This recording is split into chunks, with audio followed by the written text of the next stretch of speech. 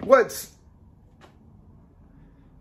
up, y'all? We're gonna take a look at this. I've been messing around with this guy for a few minutes before we started the video, and I wanted to talk to y'all about this 27-in-1 Danger Tool 2.0, but I need y'all to give me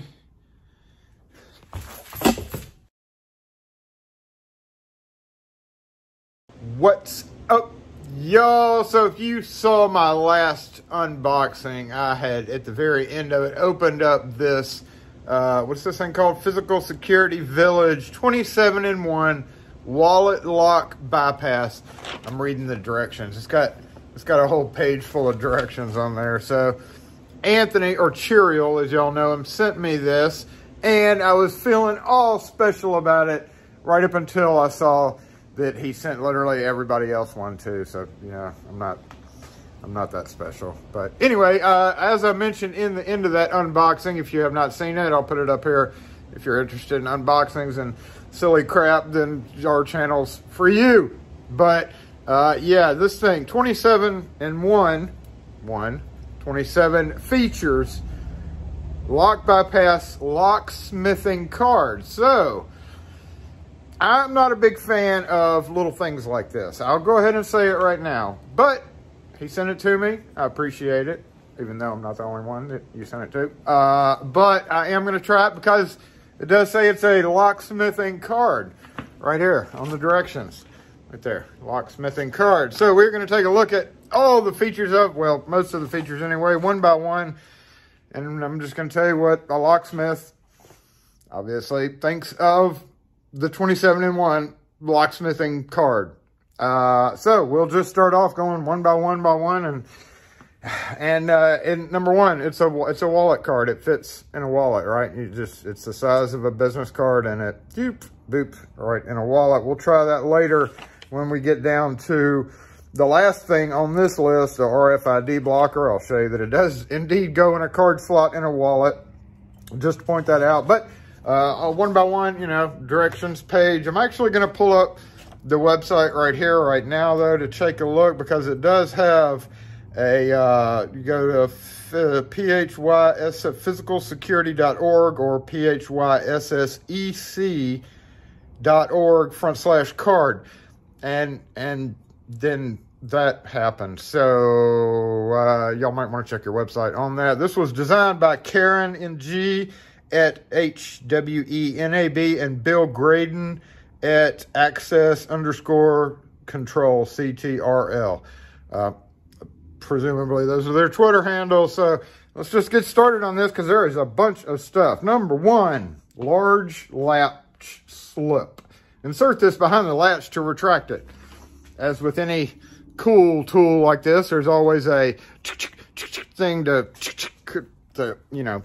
I would like to point out right now, because I just did a shorts video, which I'm really beginning to regret doing shorts videos, period. Somebody pointed out that I could have just slipped the latch. Well, you know, this is called a dead latch, you know, on entrance locks, and this is not that. It's in the middle of the door. But if this is pressed in, if the lock's installed correctly, you can't. You really can't do that. And, you know, on most doors, it's like that. So, large latch slip tool. I guess you would put it down like this, and then try to get it in. But I know, ow, this is Danger Tool 2.0, number one. But I know this is actually installed. The latch is installed correctly, so it's not gonna do it. But even you know, not that way. It's just kind of, it's not. Let's go try it on another one. I mean, feasibly you would stick it in there and then like lever it against something, and ow, and it hurts. And look, I've already bent it right there. So yeah, that's not ideal unless you can get direct access to it. Speaking of, we'll go the paperwork. Small latch, same as number one. Where's the small latch? Number two. is a small latch tool right there. I don't know what small latch they might be referring to, because pretty much all latches are, actually the small latch works a little bit better than the big one. Let's go try it up front again. I will say I've already bent it twice back and forth on these weak points right there, so let's see.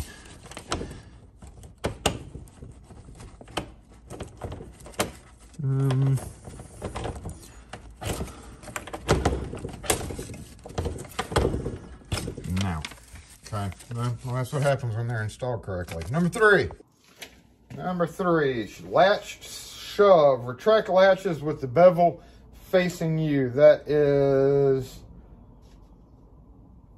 this part right here. So, boom. Where'd it go? Right here.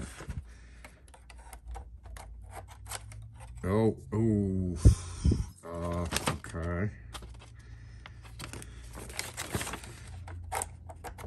I mean, if you had a direct in shot and, you know, like a bathroom lock or something, that's a feasible one, I guess. Number 4, general key gauge. Slide the key up as far as it will go on each cut. The cord, these are all key gauges, so let's go up front.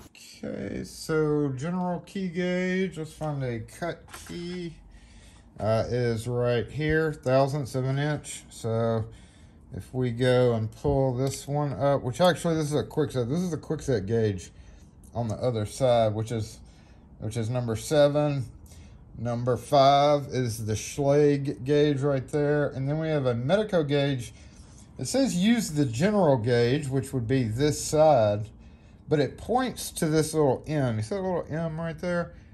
Now, one would presume that this M in that hash mark is these little hash marks, because that hash mark lines up with those, and then quickset depth. So quickset depth number 6 right there, and the general key gauge would go down to, let's see, what is that,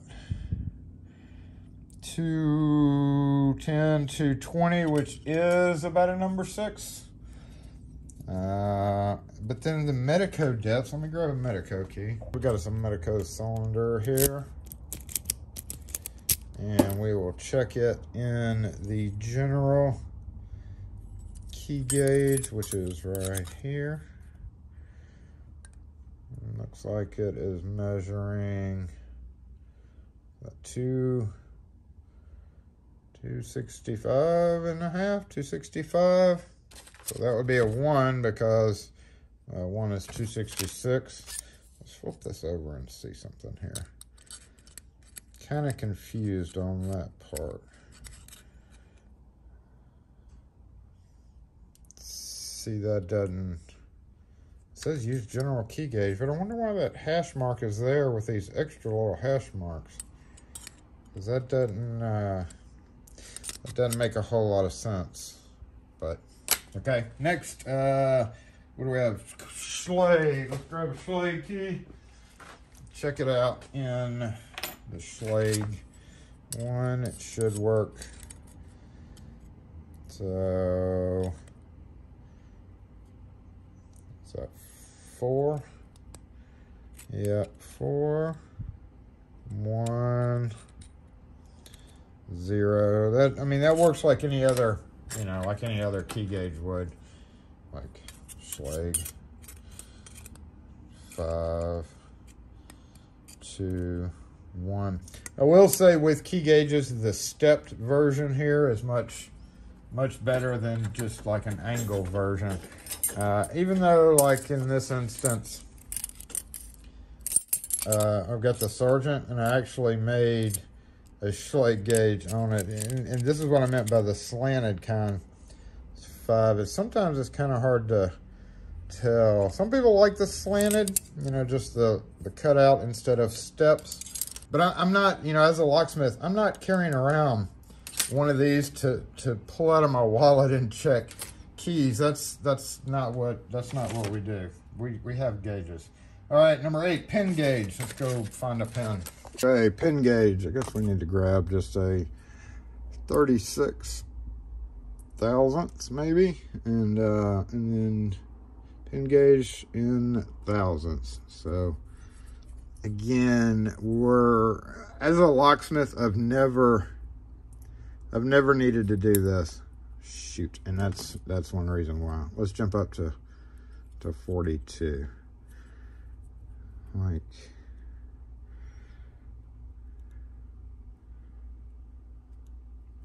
I don't see the point in this at all. Oh, except to lose pins. Well, what are we on? Number 9. The same thing that's a pin gauge is also a wire gauge. That's what I'm talking about. I need to know the size of this wire for no real reason. What's that? What's that? 18 between 4, so 16 gauge. Don't think so. Maybe if we strip it, is that the point? Oh, that'd be nice if you would put a stripper on here. Okay, there we go. No low battery. You are not gonna stop me from doing what I'm doing. So, okay. Yeah, there we go. That's more like it. Definitely was not a 16 gauge wire. It's a 20, so I think this is 22 gauge. And so there we go. But again, I'm probably, you know, I do access control. That's one of the main things that we do, and we are licensed for it and all that. But yep, 22 gauge. This is out of a 622 or 22.6 wire thing. So I'm not going to pull this out of my wallet to check a wire gauge though. Okay, tubular key gauge number 10. This guy is pretty interesting. Let's go around and find a 1 cut right there. So that would be 1. Yeah, and then let's go up there. Nope. That looks like a number 4. And then once you bypass 4, I think you turn it, from what I've been able to tell, you turn it like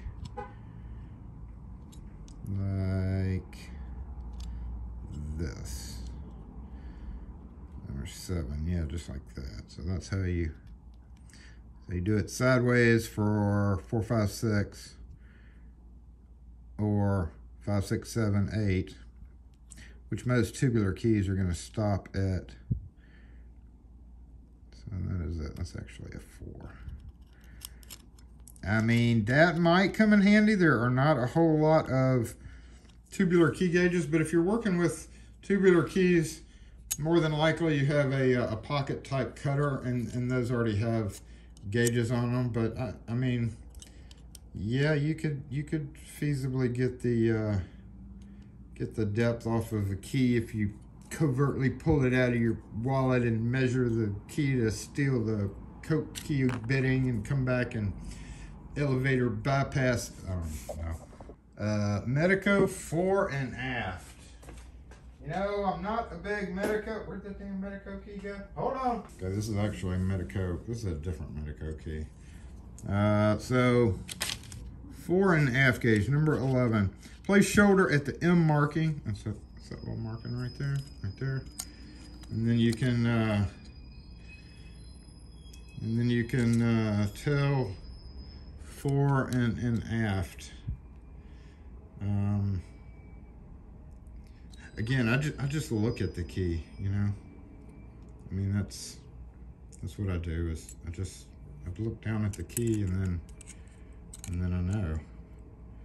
But so there's that, and then see how it lines up with those. I mean, I guess if you need that measurement, it's there. All right, next, grid for key photographing, right there. Now it's pretty small. It's a pretty small grid, but I guess you can use it for, like, here we go. Here's a good one. Debold. If you wanted to hack the bank teller's key, you could set it right there and take a picture of it. Let's do that. So there we go. I'm gonna put the picture up here in the corner. That you know, I mean, that would serve a purpose. You could go back later and put a blank key on this, and then go back and reference your picture and know how to cut it if you're trying to, you know, hack the debold cabinet for the teller. Keyway photography hole and lanyard hole. That would be right there. Why would the lanyard hole be wide? I don't know, but we gotta take another picture. So you stick this through there and it lets your camera focus on it. Let's do that. So yeah, the keyway photography hole, I guess that would let you take the picture of the tip of the key, and lanyard hole. Yep, works as a lanyard hole because I'm totally gonna wear this out, you know, for date night and stuff like that. I mean, I guess if you want to. I don't think I would. Level plumb bob. This is interesting. Number 14, this little guy. This little hole right there. Dangle card from the bottom left hole and C-clamp point at top right points vertical from it. C-clamp top right. Okay. There's a little mark. Can you see it? See, there's a little mark right there. C-clamp points at top right, points vertical. Okay, we gotta go get a string. Okay, I'm not sure I get this one. C-clamp at top right, points vertical. So is that it? So yeah, it's pointing down. Okay, so it's pointing directly down, and so if we wanted to make sure this was level, we would, honestly, I'm not a plumb bobber, so, yeah, I mean, it points down, but I don't think I would be using this in fine carpentry to make sure something was level. Maybe it's just me, or I just don't get something there. Okay, number 15, spanner screwdriver. That is this guy. And that, I don't have one small enough, but this is what this is for. This says that it's used on HID wall readers, which I guess you would be using this to covertly unscrew the screw. Now, luckily it's on the end right here.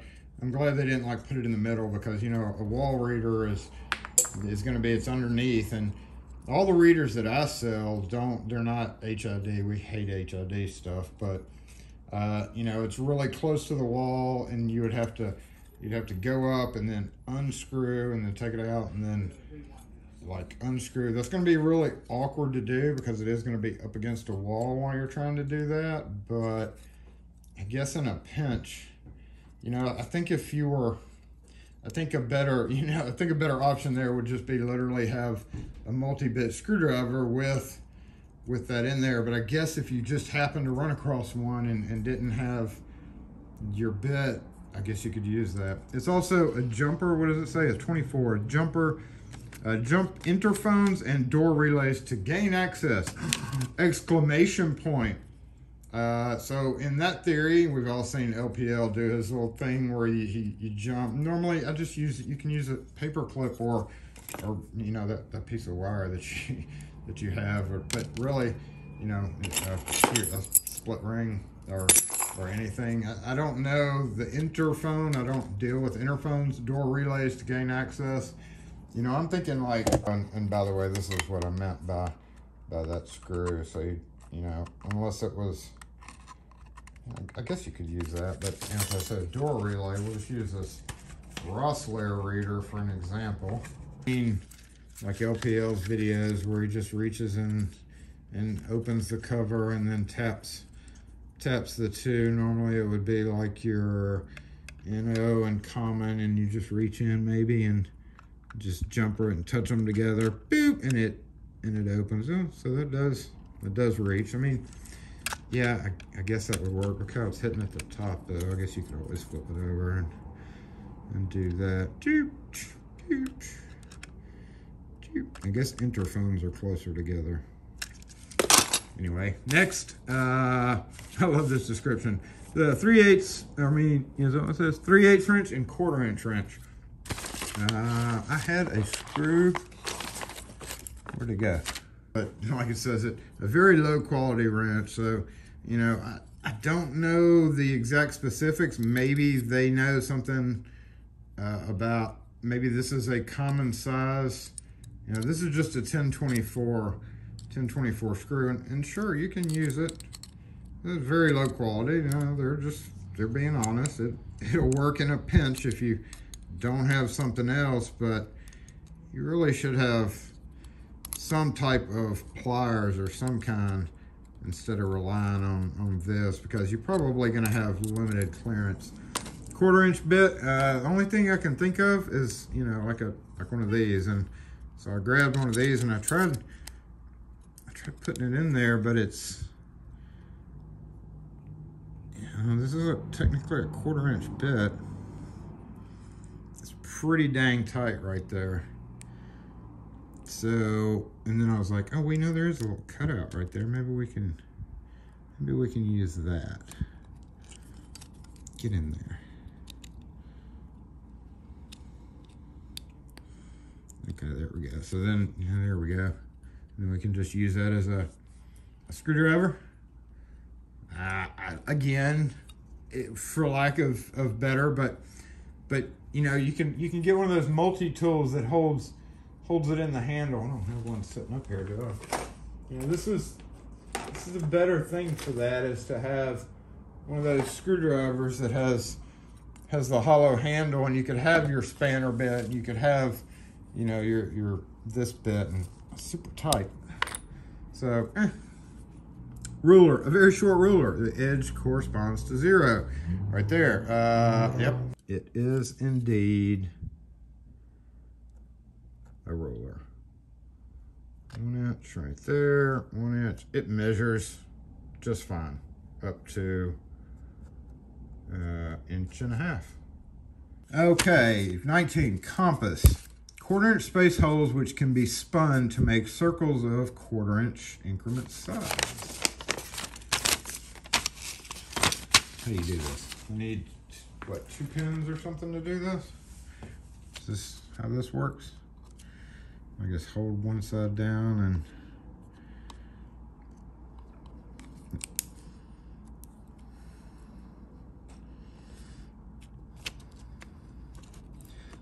this may not be how this works. Oh, there we go. I don't know why a locksmith would need to do this, y'all. Okay, there. Woo!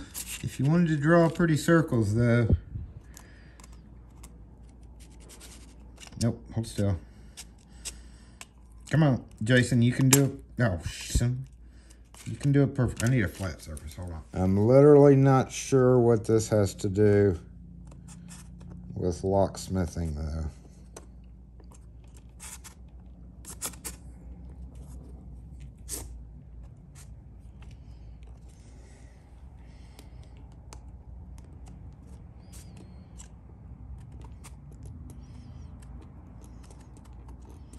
Come on, why aren't you?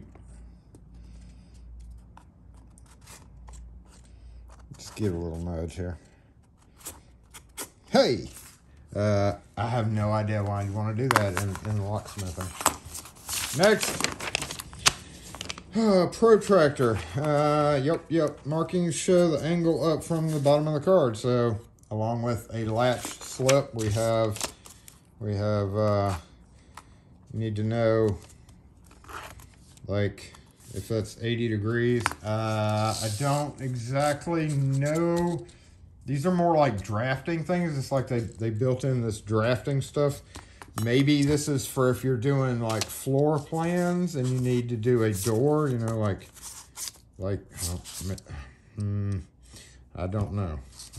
But it does indeed show you that this is a 50-degree angle. And I guess you could hold it up and see how far a door swings open. Maybe. I don't understand the point of that. Where are we? Medico pin angle reference. Looking from above, tell left, center, and right pins apart relative to their tab in classic 90 and biaxial 180. Let's go get some pins. Okay, if we zoom in really close, we'll see left, center, right, and then let's get a 3 left, and then I guess if you hold it with the little tabs, so just mix it up.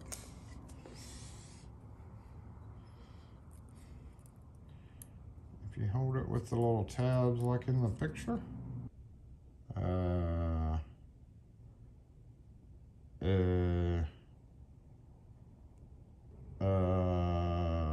Okay, so it's supposed to be like this. Like you can, whoop, let me hold them both the right way. You can just look at them and tell. I don't know why you, so those little cutouts to the left, center, and then right. I don't get that either. Okay, this goes there and this goes there. I guess if you want to hack a Medico key, tension wrench works in a pinch. And tubular tension wrench. Insert the rectangle into the cutout. I had a tubular lock up here just for this. Where'd it go? Let me go find it. There we go. Whoop. Zoom out. Okay, so in this case you would put, just like with the Sparrows thing, like put that in the notch and then turn that. And it's supposed to grab. All right, so you can,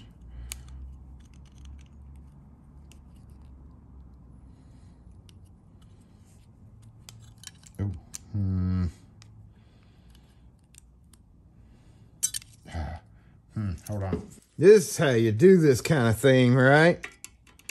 Yeah. Okay, there we go. It grabbed, okay.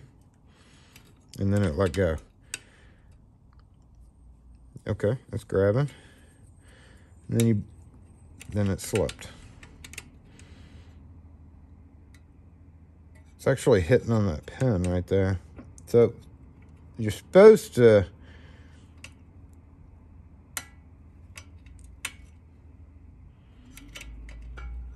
okay, let me grab another one. We're gonna get an ace too so that you can see that wasn't a fluke. Nope, fits much better in the ace too. Okay, so with this style, you turn it, you put pressure, and then you just individually push the pins in until you hear them click. I'm not hearing any click, but I've never been real good at this style. I've got a Sparrows wrench that came with my Sparrows set that I ordered a long time ago. And I played around with it a couple of times. But honestly, I can use my impressioning tool to single pin pick a lot better than this. I've actually done that in situations where they were on like crappy safes and they were recessed and you couldn't use it as a normal impressioning tool. So I took the collar off and basically put pressure on it and then just used each pin to go down and turn and click, and that works 10 times better than that does. Regular tension wrench right there. Son of a very awkward tension wrench. In fact, the directions say it is a very awkward tension wrench. But I guess if you didn't have anything else with you, you know, maybe you couldn't bring picks in to the secure facility with you, but they didn't find your 27-in-1 card. Oh, shut up. So it's really close to that right there. So I'm trying to be a little careful. Okay, well, I mean, maybe. Ow!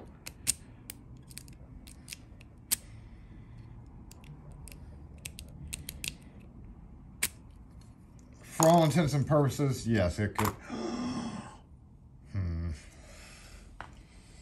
All right, next, tubular, we already did that. Terminal block jumper, I already talked about that. C-clamp removal.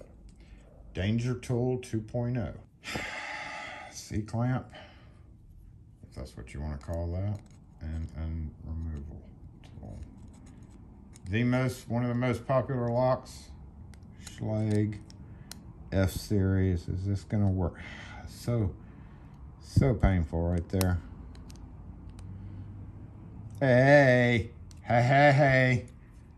There we go. That's what I'm talking about. That one worked. One more time. Because you know why. I can't keep saying it, he'll sue me.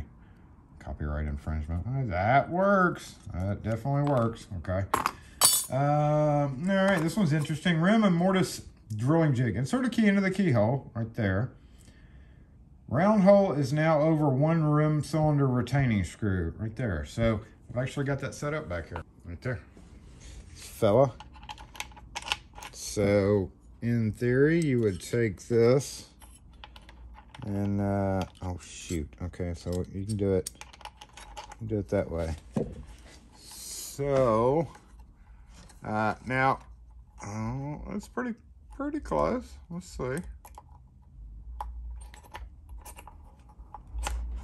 Oh, come on. Oh, come on. Why are you not? That's why I hate these things. Boom. Did I get it? Okay. And then you do the other side just like this. That's not right. We're gonna flip it, I guess, upside down just like that. Out. And then boom. Hey, that might be dead on.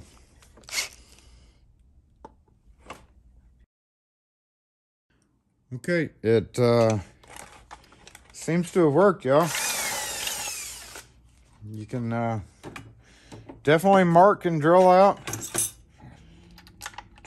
the screws there. I may not have used quite as big of bits as I should have to do this, but like it missed it a little bit right there, looks like. That may have been me because I had to do it off center, but it did get that one really well. So that works. I will mention though that most of the time you can just pretty much figure that out and eyeball it. You don't need a thing to stamp it. The only other one was, there's also a marking to indicate where a mortise retaining screw would be. So that if you see that little mark right there, I guess that would be on an Adams Wright style lock, maybe. So you would presumably insert this into there.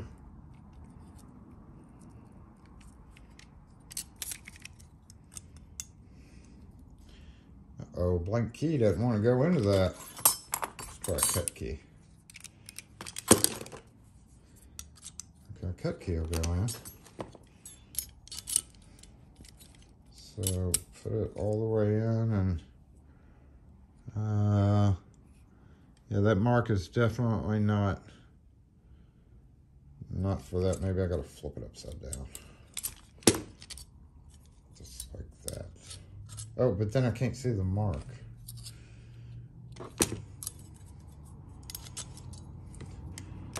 There's also a mark to indicate where a mortise retaining screw would be. Mortise retaining, maybe they don't mean this. They don't mean that either. Honestly, I don't know what that mark would be for. Lastly, RFID blocker. All right. As I mentioned, yes, it is wallet friendly. However, all these little pokey bits and stuff poking out probably would not be real great for the life of your wallet, especially if you took it in and out quite a few times. Like I guess not, but it's definitely going to get bent. All wallets kind of bend or flex a little bit when you put them in and out of your pocket. So we'll stick this in there. Y'all know this is the Lockapult bypass card to fire the Lockapult, which I have set up but not in Lockapult I don't have it set up to be an actual lock bolt. Let's go try it. Now, presumably RFID would protect you from reading that card, right? Which means that it should not do that. So maybe it works. Maybe it works different for credit cards and access cards.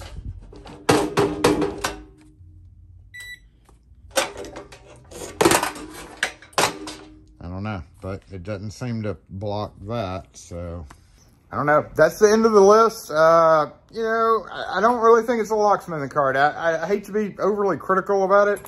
And this video may come off as just bashing it. I'm not really bashing it. I mean, to each his own. If you want, you know, a cool card like that for your wallet, you may find uses out of it. I just don't see, you know, me as a locksmith, I don't see me using something like that. I do appreciate Anthony sending it to me so I could check it out. I promised y'all I'd check it out, so I checked it out. That's what I did.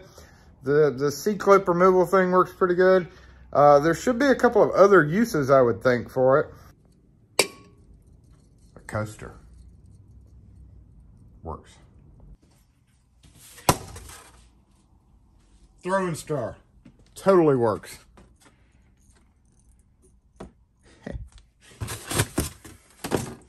Sorry. Scraper.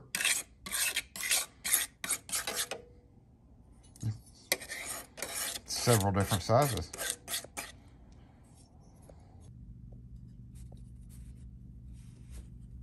A donut cutter. Perfect. A bookmark.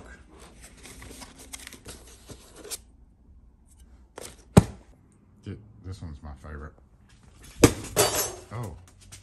So, long story short, I could probably think of half a dozen other things, but I've got to go. It's pretty late in the day, and it's like 6:30, and I got to get out of here. Thanks again, Anthony Cheerio, for sending me this. Even though you sent everybody else one too, and God's green earth. But I appreciate it. Check it out. That's what, if you're interested, I don't guess you can go to that website to order one. I guess you have to, you know, get one of those at a security village or a DEF CON or something like that. But interesting tool if you were into wallet 27-in-1. I personally I've never ever, I said this in the beginning, but I've never ever been a fan of any kind of wallet tool. I don't keep things like that in my wallet. I don't keep secret picks on me to covertly break into stuff and just in case I need a pick. I don't do that. That's just not me. I don't need picks. If I need picks, I'll just go literally get my pick set, or I'll have them where I need them. I'm not going to keep them in my pocket. So anyway, interesting tool. They put a lot of thought into it, obviously. Some items not so great. And I think it's funny that they're like, yeah, it's not that great of a wrench, but it'll work. So, you know, no pocket tool or multi-tool like that is going to take the place of a dedicated screwdriver, a dedicated pair of pliers, or a dedicated terminal jumper, or anything like that. So take it as you will. Don't mean to be mean about it, but I just wanted to show it off to y'all in case you were interested in it. It's out there somewhere. I don't know how you can order it. Maybe somebody will post in the comments how to do that. So anyway, thanks for watching. Questions or comments, I can't answer them beyond what I've done. So yeah, thanks for watching.